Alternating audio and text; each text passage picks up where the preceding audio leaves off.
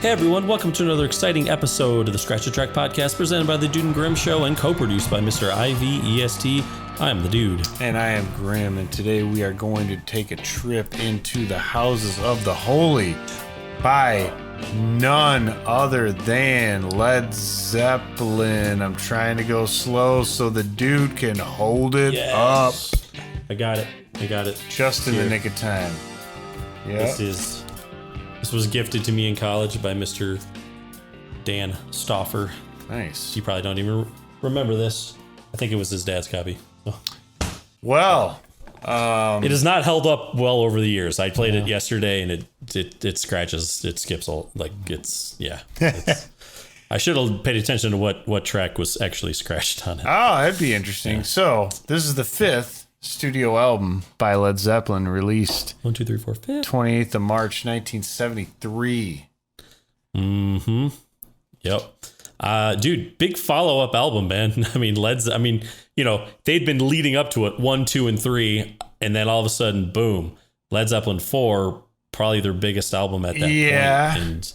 And a tough album to follow up. It is, but I think they did a good job with this one because it, to me, goes into a lot of territory that had not been discovered by them or charted. So I think it's definitely very different in that sense. And I mean, I've always been a fan of it, but I think they did a really good job with kind of, still making a really good rock album, but going out there enough so that it was something new.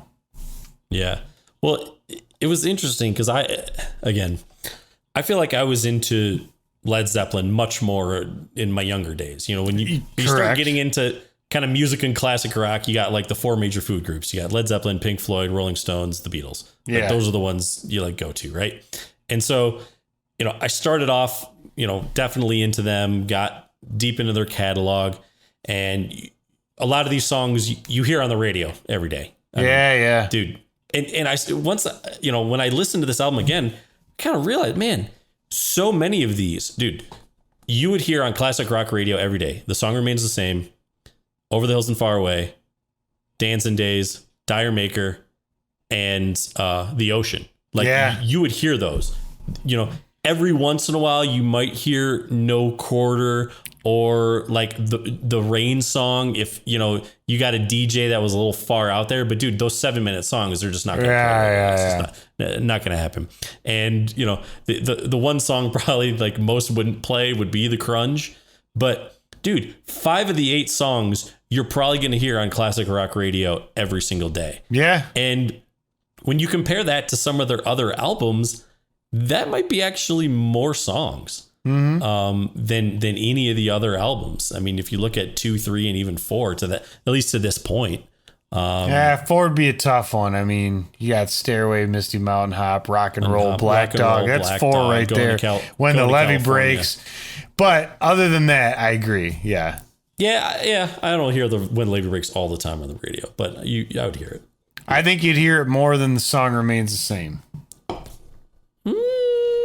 I don't know, man. Really? I'd take that bet. Oh, wow. Okay. Interesting. I would take that bet. Yep. Now, one thing I wanted to, and I guess I don't know if we want to talk about it now or when we get to the track, but is about the ocean specifically. Shit. I don't know, because I don't even. Well, the ocean was sampled by the Beastie Boys. Oh, okay. Yeah, we can talk about that. On, I believe, Paul's Boutique. And I just remember that was just kind of a big deal because there's a lot of things that had been samples. A lot of things have contained samples throughout the years, but it's funny. Not all of the samples are always easy to hear. And in the song I'm talking about, the ocean was very obvious. And I think that kind of started one of the debates about sampling was the use of it and how obvious it was. So I gotcha. yeah. Well, I mean, that's the thing. Like, do they credit the song? I don't remember because I want to say at the point when they did this, I don't know that like you needed to. Yeah, that's why I think this panties in a bunch as much. Yeah, and again, I didn't do all my homework, so right after you go ahead and do that, you can certainly criticize me for not having done my homework on the matter and correct me where I'm wrong. What's your homework, Larry? But well, dude, we know it's his homework. But yeah, I just remember reading something about it at one point that was just a very interesting kind of line in the sand that came about because of that. And I could even be wrong on which Beastie Boys album it was sampled on, but either way. But it was sampled. Oh yeah. Well, oh yeah. Yeah, definitely. If anybody's in for more information on that, let us know, because that's always a fun thing to talk about and can get sort of controversial. Nowadays there's lawsuits and everything about if you play two of the same chords in succession, it seems like, somebody's getting sued for something, right? Oh yeah, for sure. You ripped off a song. But so as kind of how it had been done with the previous albums, Jimmy Page produced this album. I don't know if Eddie Kramer had done, I think he did maybe 4, but he mixed this album, and Eddie Kramer he had worked with the Beatles, the Rolling Stones, David Bowie, Jimi Hendrix. I mean, geez, like, man, that's, dude. Good list of who's who. That's a hell of a resume. It is. It really is. Yeah. Now, again, one thing I think is cool is that they also, when they did this album, they used the Rolling Stones mobile studio to record it and went back to Headley Grange for at least part of it. Was it for part of it? Okay. Yeah, I mean, there's several places listed. Like they went to Olympic Studios in London, Island Studios in London. I don't know what Stargroves is, but Stargroves and Headley Grange are both listed using the mobile studio. Yeah. So here's the deal. Stargroves is actually Mick Jagger's home. Oh, that's right. Okay. In Hampshire. So yeah. So that's kind of what happened. I think they spent most of the time there. They may have done stuff. I know one of these songs, and I have it in my notes, and we'll get to it. I don't know if they give Headley Grange kind of credit for it being recorded there, but one of these songs I know was conceived there by Page and Plant. Oh, interesting. So I'm not sure exactly how they determined where it was recorded, but it may get some credit there. But dude, the Rolling Stones mobile studio. Wow, dude, I know, man. I mean, I'm sure it, obviously, I imagine it doesn't exist anymore, but I feel like it should. It's probably deconstructed into a million pieces, and it should be a World Heritage Site by UNESCO. It should, it belongs in a museum. Yeah, which is funny because I bring that up, and the cover was shot at a place called the Giant's Causeway in Northern Ireland, which is a World Heritage Site by UNESCO. I think it would have been cool if they would have taken the mobile studio there and recorded. Dude, the drum sound in the Giant's Causeway. It would have been big. Yeah, forget about the whole staircase bit at Headley Grange with doing When the Levee Breaks. That's got nothing on the Giant's Causeway. Yeah. Quite sure. Yeah. Yeah. Well, it sounds like in some of these songs had been worked out previously, and Jimmy Page and John Paul Jones actually had small studios and consoles built in their home studios for their home studios. So they were able to kind of work some things out and compose things. And then when they were, ready to record, they were able to bring them kind of to these sessions and just like play them for the other members. Like, and be like, let's do this. This is it. And, so I'm curious. And there's a couple songs. I'm curious if they brought those tracks kind of to the sessions and as sort of completed tracks, or if it was like, hey, these are demos and we're going to re-record it here. I feel like it was probably more the latter because even at this time, I mean, I don't know. I don't know how advanced anyone's home studio was then, how many tracks you had. Because when you think about it, I guess I think of it as akin to like, did you ever watch the documentary about the Who and when they're talking about who's next, and like Pete Townsend had just made some demos of like the beginning of Bob O'Reilly or something. Not Bob O'Reilly. Won't get fooled again. Like he had just made some demos of interesting kind of stuff like that, and they didn't use that, but he plays the demos in the documentary, and it's like, dude, it's real close. And that's what I imagine it was like, because even if they had a console and stuff, they probably still didn't have as good of a microphone in a room to like really, you know what I mean? Yeah. And when you've like, dude, Jimmy Page was a studio hired gun before Led Zeppelin. So, I mean, I feel like once you've been like spoiled in a sense to having that stuff at your disposal so regularly, I think it would be hard to take a step back. Yeah, no, I'm with you. Yeah. Well, if anybody has insight into kind of like, the tracks that were maybe like reused, or, how, a little more in depth on the recording, that would definitely, like to know some more. I know they specifically called out, I think the Rain song, the song remains the same. Over the Hills and Far Away, I think, was specifically called out because of all the different guitar parts that make that up. Like, I don't know if they ever played that live. Maybe they did. I don't know that it's not ringing a bell. But Over the Hills and Far Away. I think it is. I was listening to it earlier today, actually, because I got on a Led Zeppelin kick, and on the, what they call it, How the West Is. Oh, yeah. Okay. Over the Hills and Far Away is on there. I just wonder, how did it sound? Because I don't remember. I haven't listened to it, but it's done electric. It has to, because that's what's so cool about that song is there's just so much stacking and layering of the electric guitar that like you couldn't pull that off like it was on the album unless you had, like probably at least two more guitarists playing with you. Right. They also did. So I found this to be interesting. John Paul Jones is the one who was kind of like sort of the architect of No Quarter. Yeah. And they had tried that. We'll talk about it a little bit. They'd fooled around with it during the Led Zeppelin 4 sessions, and then just kind of like shoved it aside and abandoned it. Dude, this is a very, to me, it's an interesting album. And I feel like people don't, maybe it's just me. I feel like people maybe don't talk about this one as much, even though a bunch of the songs are played on classic rock radio. Yeah, I will say it's probably not. It's almost like if you had a forgotten Led Zeppelin album within the confines of their classic period, I feel like this is it.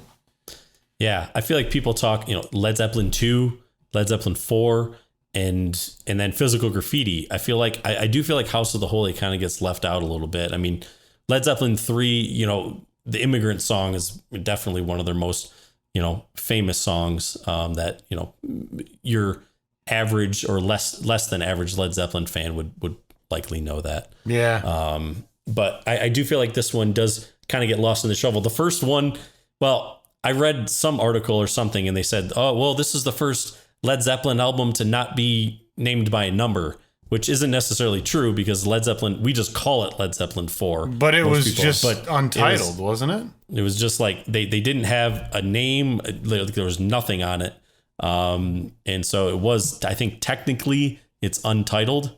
I think, isn't the Beatles album? Is it just the Beatles or is that the White Album? It is actually called the Beatles. Okay. So the White Album. Yeah, exactly. And that one's called 4 or Zoso, but yeah. Zoso or Untitled. Yeah. Or the one after 3. and before Houses of the Holy. Yeah.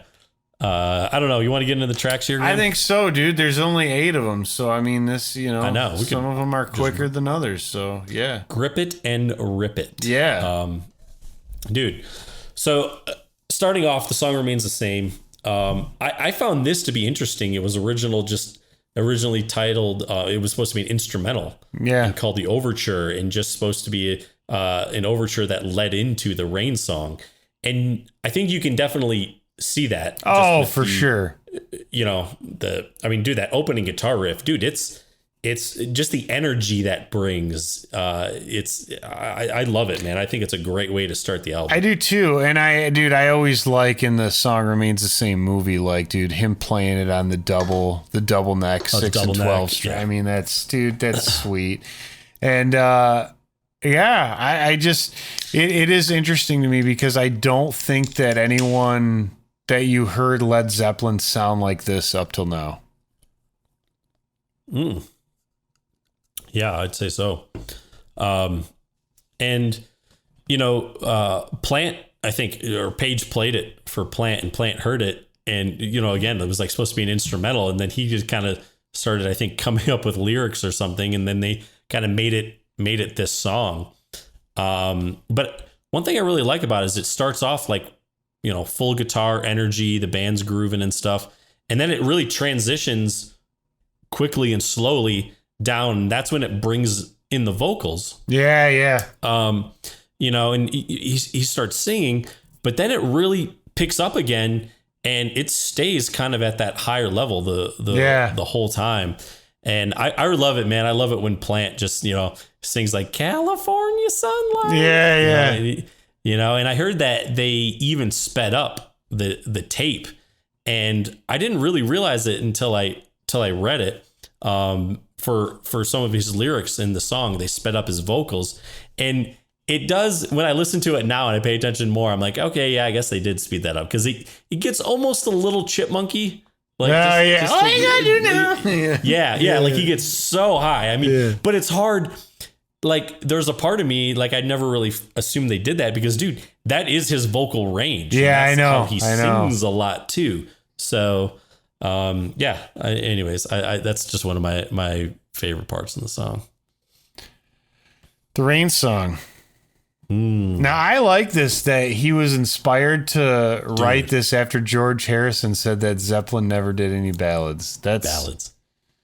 And I really like this song musically. It's a really nice song. I like the chord changes. They do compare it as it starts off to Something by George Harrison, which is kind of funny. Dude, I mean, kind of like a middle finger a little bit too. Yeah. Right? Like a playful one, I'll just say. I think I probably like the Rain song better than Something. Yeah. Maybe? Yeah, I do. I don't know. Yes. No, definitely do.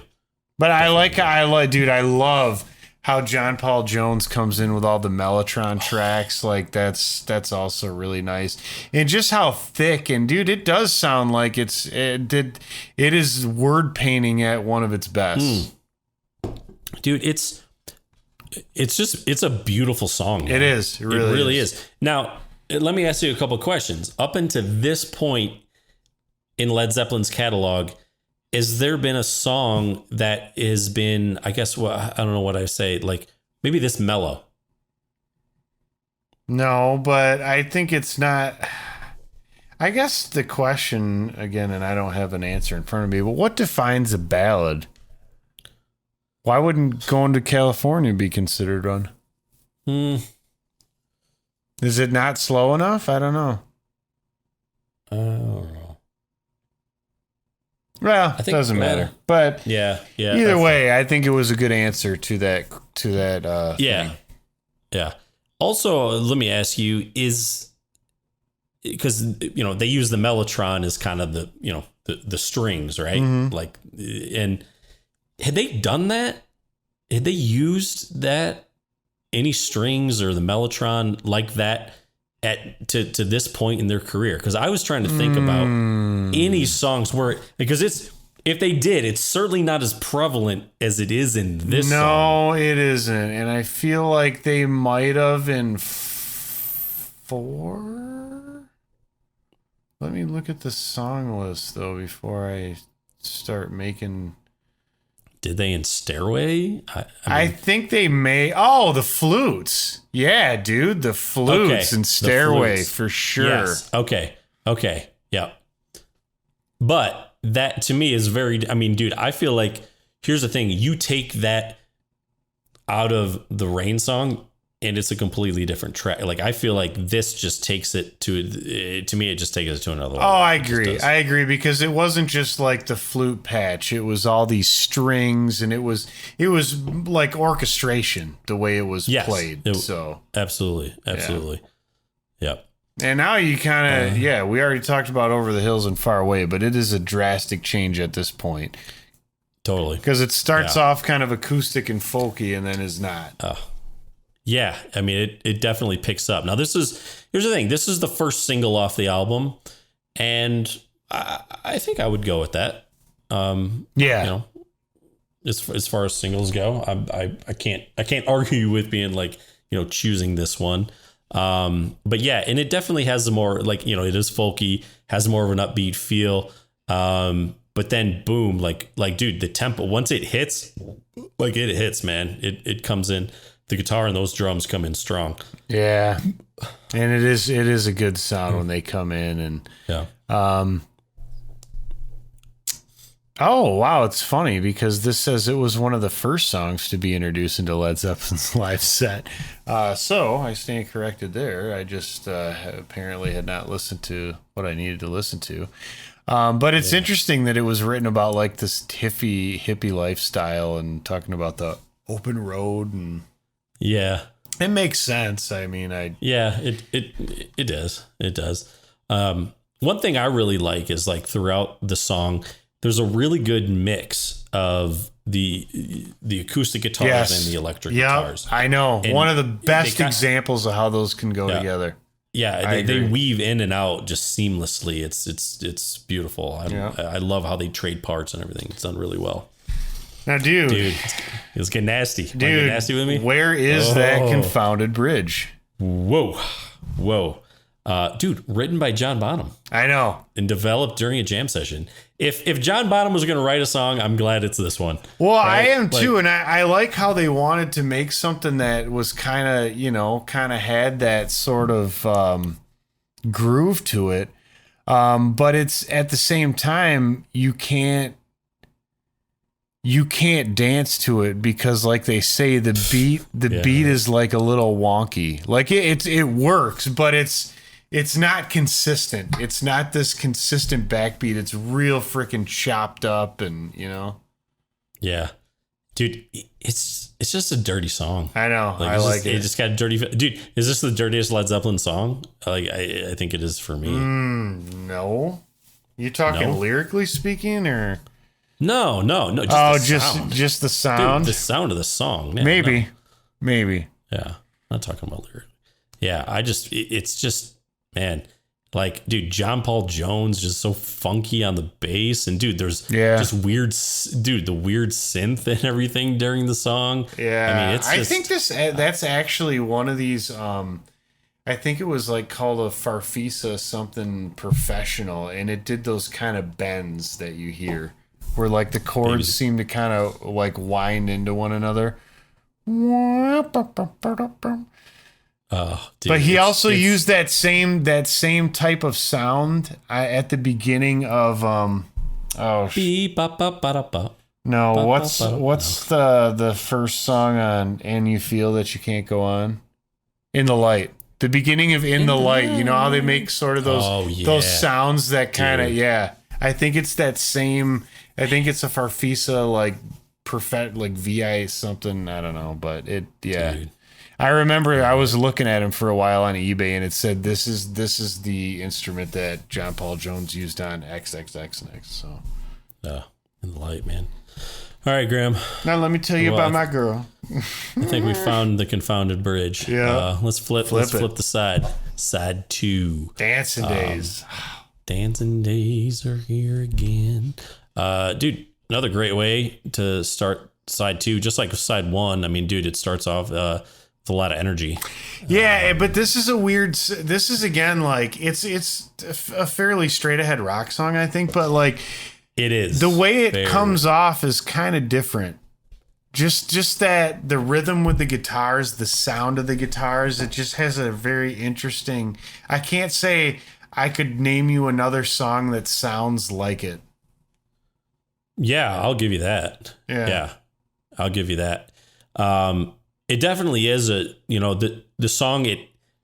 I mean, it's a great riff. Right? Like it's a great riff, and it pretty much goes throughout the whole song. That. I mean, it stays consistent. The one thing I did actually, when I was listening to it this time, it doesn't have like this, like a flashy page solo. Which is, I think is cool. Which is good, because it's like, otherwise, it's like, it's gonna, the song remains the same, right? I mean, he just has those big riffs in there, though. But you're right, not a flashy solo, but those big riffs really carry the vocals and kind of carry the song. Yeah, yeah. Cool. But it was interesting because I just, like, this time, I've heard this song a million times, and I was kind of like, in a way, I was almost like waiting for it, and I was like, oh man, that's interesting. Like, I don't know, it was just interesting. So then, dude, track number 6. Now, first of all, a lot of people apparently say this song wrong from everything that I've read. Did you read up on this?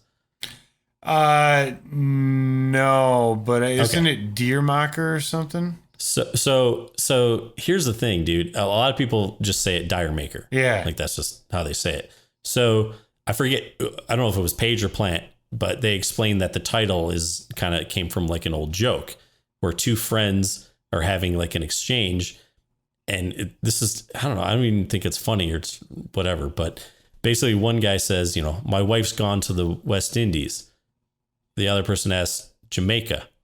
But when you say that in the English accent, it sounds like, do you make her?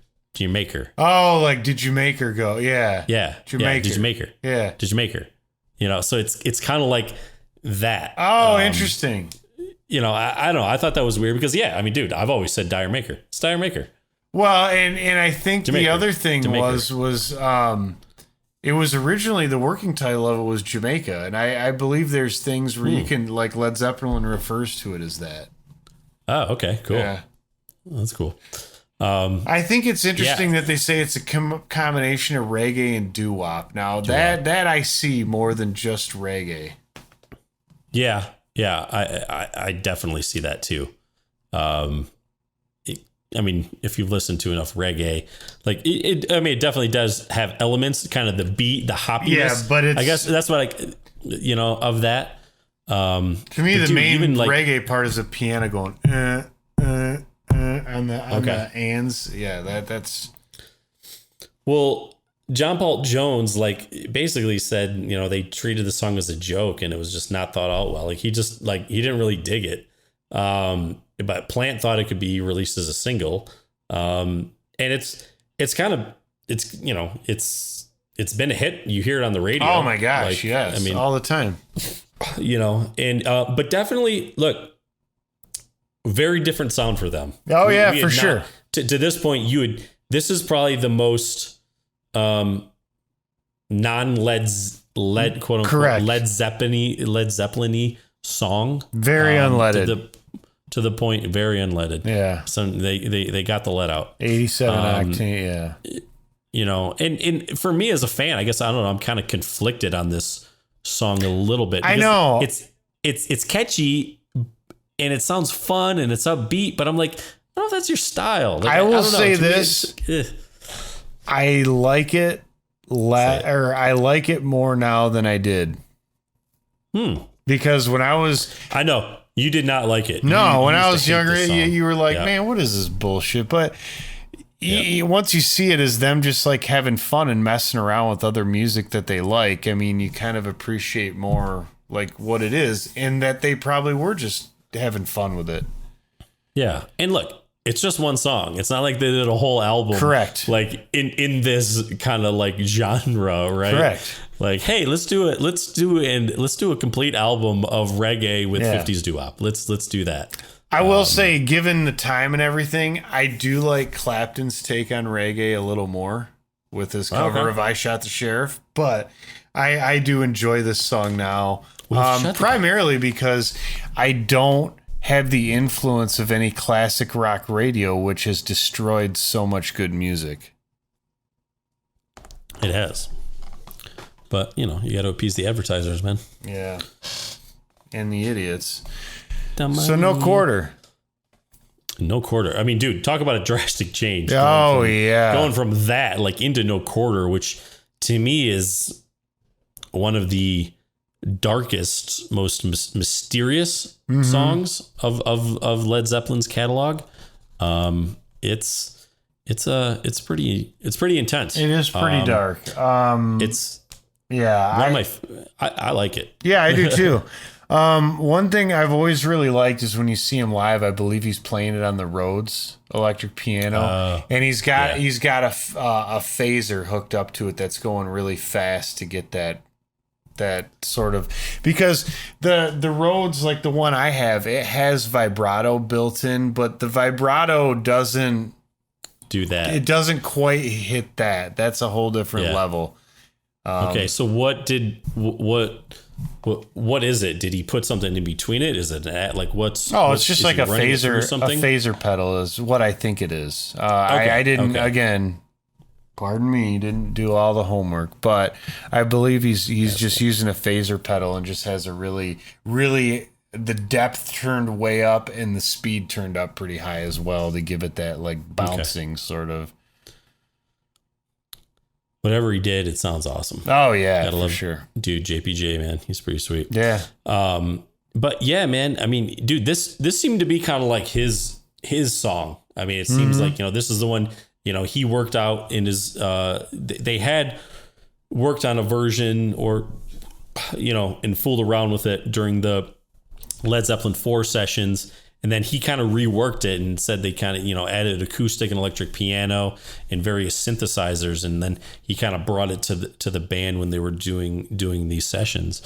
And dude, one thing, and I guess I appreciated it more this time when I went back and listened to the album, but it's that kind of long, slow, like middle section. Oh yeah. The jam. You do have the piano and everything. And it's very un-Led Zeppelin-y because it's not this, weird, crazy guitar solo. Sure. You know what I mean? They're using, the other instruments. I like Jimmy Page's use of very different sounding guitars on here because he has the real fuzzy tone to play that riff. But dude, when he plays his solo, it's very different. It's clean. Yeah. It's it doesn't have a lot of space behind it. It's just it's an interesting departure, which I think is cool. So no, I'm with you there, man. I'm definitely with you there, man. I want to hear, now that you said that with the Rhodes and everything, I don't know. I want to find a live version. It's not on. Oh, you can. One. I think, dude, I think it's on Song Remains the Same. Yeah, it is. Yeah, it is. So I'll definitely be checking that out. So the Ocean. Yeah, dude. The Ocean. Yeah, dude, we've done 4 already, but now we're steady. Yeah. And then they went 1, 2, 3, 4. It's yeah, dude, I think a great way to end the album. Another interesting riff though. Oh yeah, it is. It's definitely not like your standard kind of blues riff that they're really synonymous with. I mean, it's just a different sort of a song altogether, which I mean kind of goes hand in hand with the rest of what's on here. But you're right. I also think it's a good way to end the album. Yeah. Dude, Plant's vocals, like, his range is really great. But in this song, he gets in kind of that more nasally, kind of like high, kind of vocal range. I said Plant, but Page. I even noticed this time when I was listening, it sounded like he like even scratches like in a few parts. Almost like you would kind of hear. God, I was trying to think what song it was. But anyways, and John Bonham, just good straightforward drumming as you would expect. But I feel like it's interesting, like that sort of transition and part at the end where, the song is going along, it's good. But then right at the end, it really picks up. Kinda, they kick it up a notch. Oh, right? yeah. And it's kind of like, dude, it sounds like a party and everybody's having a good time. Yeah. And they're so in sync and they're just like playing and jamming together. You know what I mean? I really, really kind of like that. It just felt like They're all in the same page, the same tempo. It was like a big group ending riff. Yeah. Now, I think before we get into our scratches and favorite tracks, we would be remiss if we didn't talk about some of the stuff that was recorded during these sessions, but put on other albums. Maybe one of them being the title track. Yeah. Also, the Rover and Black Country Woman. Yeah. Yeah. Well, I mean, looking back on it and playing Monday Morning Quarterback, I'm just going to say like, oh man, I really like him on Physical Graffiti. Oh yeah, me too. I kind of just like the weirdness and sort of the mysteriousness of putting a song that would have been the title track to an album on a different album. There's just something, and to me, it kind of fits better on where it is. Yeah, but of course, has that ever been done before? I'm trying to think of like another album. Yeah, I don't know. Let us know below. Yeah, please. Right after you go ahead and like, subscribe, and comment below. Yeah, it is pretty cool. And what was the other one you said? The Rover? Yeah, the Rover. And Black Country Woman. Which I think is the one where they're recording outside and the airplane is on there, which I've always really enjoyed. Oh, yeah. Yeah. It's always funny, man, when you hear about songs that were recorded during those sessions. Yeah, and they made or tried out, like even like No Quarter on Led Zeppelin 4. Like you're like, oh man, geez, I wonder what that album would have sounded like with that song. Where would you put it? I know. Like I don't think it would have worked. Yeah. Somehow we also say that because it didn't work that way. Well, right? true. Like, yeah. If that's the Led Zeppelin 4, we would have known it has like No Quarter on it instead of When the Levee Breaks or something. Then we're like, oh man, it's so great. Yeah, but, sure. That makes sense. It does. All right, Graham. It is that time, ladies and gentlemen. We are about to scratch this bee. So, what's your favorite? First. Ooh, man, dude. I know. It's a real tough one. Gosh. It might be, it's between the Rain song and No Quarter. Oh, really? I think so. I think it is. Yeah. Okay. Because I feel like those to me, those two songs, I feel like I hadn't heard them do anything like those songs. Yeah, that's fair. Up to this point in their career. Actually, you could say that about, Dire Maker too, and The Crunge. I mean, you could say that about a couple of, half of the album at this point. Yeah, sure. I guess. Okay. Or a bunch of them. So anyways, what about you? Probably the song the song remains the same. Really? Yeah, is there something about it that it's just different for them. I don't. It's not like any other stuff. So. I kind of thought you might go with Over the Hills and Far Away because of the just kind Yeah. of trading guitar parts and It everything. was either that or the Crunge. The Yeah. Crunge has always grown on me over the years. Is it? It's just cringeworthy, huh? Yeah. All right. Dude, it's such a funny song. I know it is. Yeah. All right. I need you to scratch first. Oh. Okay. Take a big rock from the Giant's Causeway and just scratch this. Well, cue it up, I guess, because I am going to scratch No Quarter. Oh, why? What the fuck is that shit? Well, I'm going to put it in there because I know you wanted to say I know. whether you did or not. WTI, whatever it is. Dude, because it really completely disrupts the flow of the album and there's nothing else like it on there. And I'm sure you could make an argument for that's why it should be on there. But for me, it's just like, I mean, I don't know. There's nothing else like the Rain song either. Was the Rain song? Well, I understand that, but there's something about that the song remains the same going into the Rain song that's like two that should be together. And the Rain song isn't as dark. It's more beautiful. It's not as dark. More melancholy. Yeah. It is one of the most beautiful songs. It's great. Dude, just the opening I feel like that opening strum, I feel like it lasts 5 seconds. I know. Doesn't it feel like I know, but it doesn't. But it should. Yeah. I feel like there's like 18 strings on that guitar or something. Like it's crazy, dude. I know. I like the 18 strings. The 18 string guitar. It feels like something Spinal Tap would play. Oh yeah. Well, technically, Page played it because he had a double neck with a 6 and a 12. 6 and 12. Maybe he just got through 12 and just kind of kept going. Yeah, right? he just kind of went all the way down.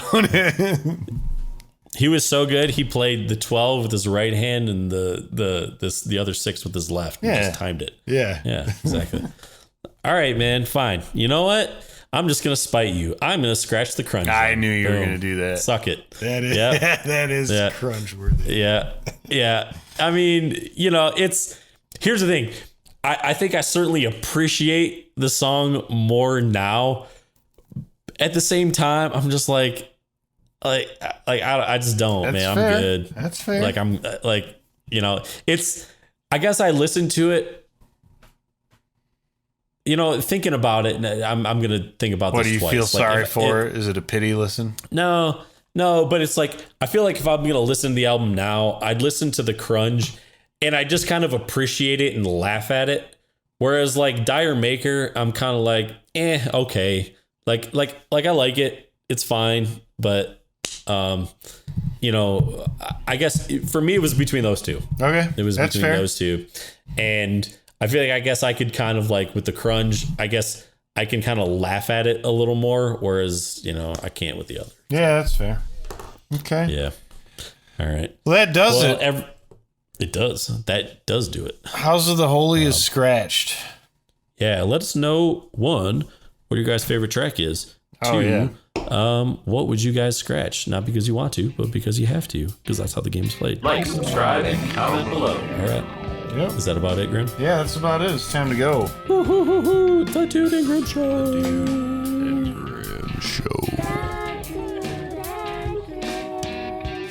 Scratch a Track is produced by the Dude and Grim. Additional music provided by More. That's ... MORE